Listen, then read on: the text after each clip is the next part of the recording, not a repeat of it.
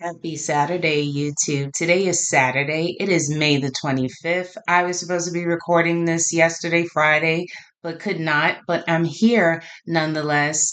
We are almost getting to the end of this month, but 2 more days away, and it's going to be Memorial Day. Hopefully, all you guys have something cool planned to spend time or at least enjoy the extended weekend or the additional day off with your family, friends, colleagues. Maybe you're going to be able to catch up on a project or two.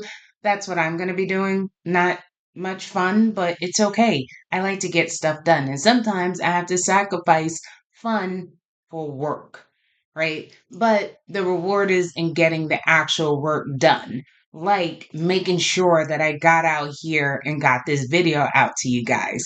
So, as you know, the South Bronx Trump rally has taken place. That just took place on Thursday, on the 23rd. You may have seen some videos of me kind of, promoting it, putting it out there, letting it be known. As you know, I'm sure you're watching the coverage, you've watched the reviews. There's plenty of YouTubers that are following it, that have covered it. It was a success, a large success, a lot of criticisms and a lot of hatred being thrown out there, of course, from the opposing side, only specifically because they're upset that it was a success. Um, AOC was like out there talking about, oh, God is good, because if you were paying attention to the weather in the Northeast, it was like raining.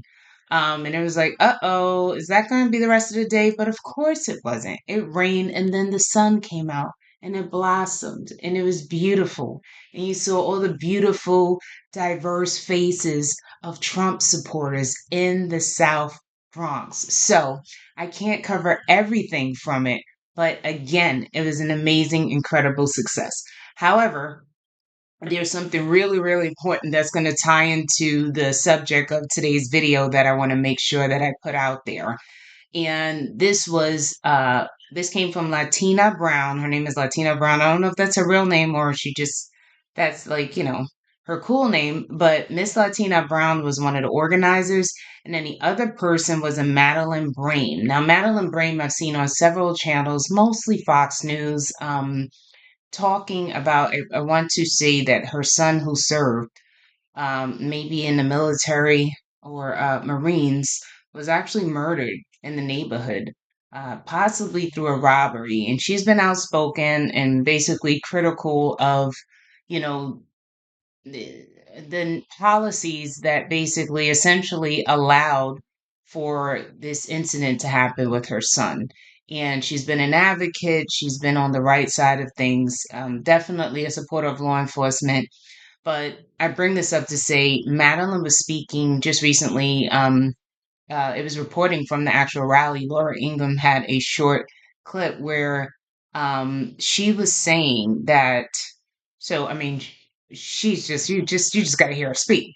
But what she was talking about was she said as far as AOC, she says get rid of AOC, vote her ass out.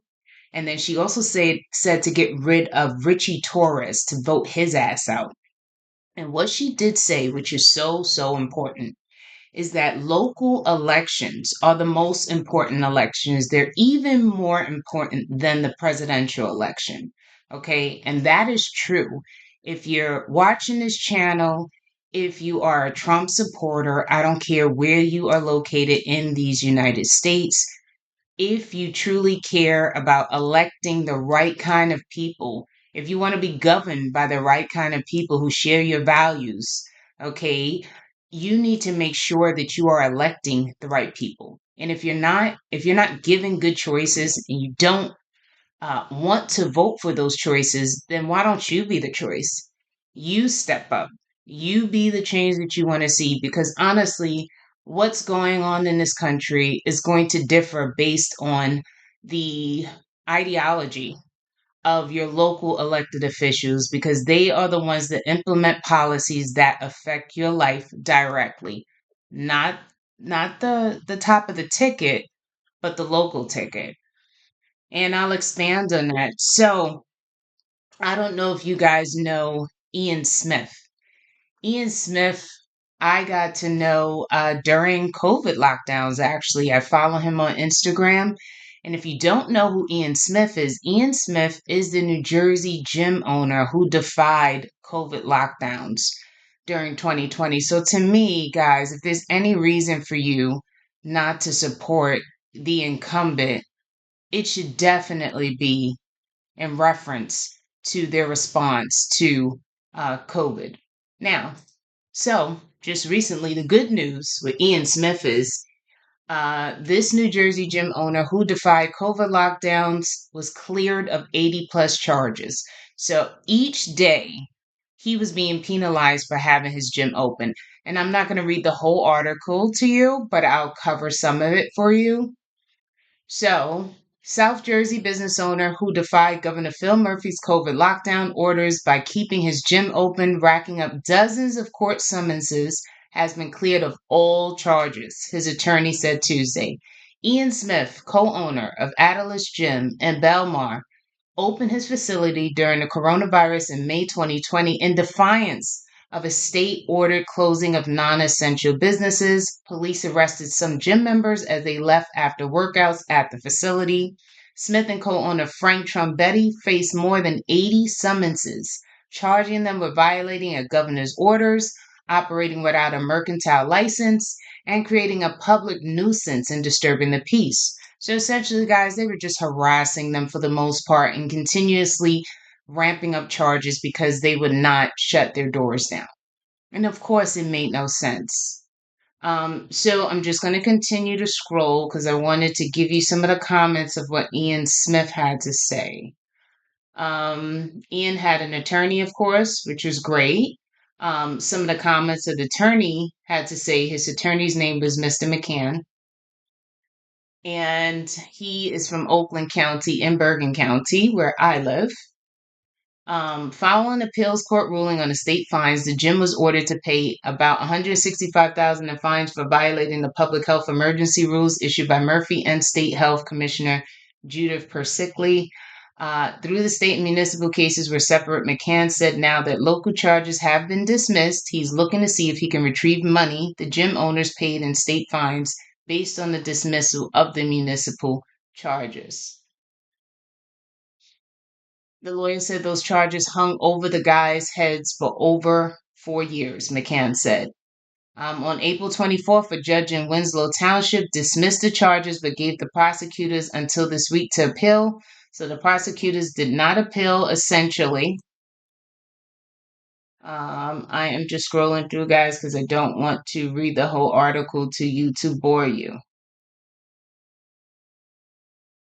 So because they did not appeal, this was dismissed. The charges were dismissed with prejudice. It was dropped with prejudice, meaning they cannot be filed again, according to McCann. So, in an interview during the pandemic, Smith accused the state of being very selective about which businesses they could stay open and that could not, telling people that liquor stores are essential, but places they come to work on their physical and mental health is not. It's just not adding up. So we decided to take matters into our own hands, Smith said at this time. All right, so essentially during COVID lockdowns, this video is not about that. This is obviously about Ian Smith and the bravery and the courage he showed during this time. Why would you shut down gyms? Does that make a lot of sense? You shut down gyms. I mean, something that's good for your physical and mental health, and you say no, that people can't engage in those kind of activities. The great thing about Ian Smith Gym is like he has like gladiators that work out there. If you guys are familiar like with Gold's gyms, like these guys are all buffed up. Like that's a lifestyle for them. So you take that away, of course you're gonna be met with opposition. And these gym goers continue to go and they continue to defy it. And obviously they were on the right side. When it first dropped and people were running around grabbing tissue, I thought that was ridiculous. Why? Because it's your immune system. So shouldn't you be building your immune system? At least that was what I thought initially. So it just never made sense to me. But shout out to Ian Smith. Okay, this is our hero of the day. He's my hero, at least. on this front in New Jersey because he stood up and he stood. Well, he outside of stood up, he fought, he battled, and he stood up for something that he believed in. And I think that is super important. In fact, standing up for something you believe in is usually what motivates a person and channels that energy for them to get out and run. It's what made me run for union office the first time. And it's also what made me end up running for Bergen County Commissioner in my county. I'm part of a populous county. We're about 1 million. It's the most populous county in New Jersey, in fact. We actually govern 70 townships in Bergen County. So I ran for commissioner along with my teammate, Mary Jo, who's still actually running for Congress right now in Congressional District 5. I'm not in Congressional District 5. I'm in Congressional District 9, and the person who's running in my congressional district, his name is Billy Prempeh. Billy Prempeh is running against a longtime Democratic representative by the name of Bill Pascrell. He's like 86, 87 years old. Okay, so shout out to Billy Prempeh, shout out to Mary Jo. But I say this to say that if you truly, truly are vested and interested in being involved, in being part of the change that you would like to see in your community, you have to run for local office. Okay, I'm going to make sure that when you look down, if you've made it this far, it'll be in the description.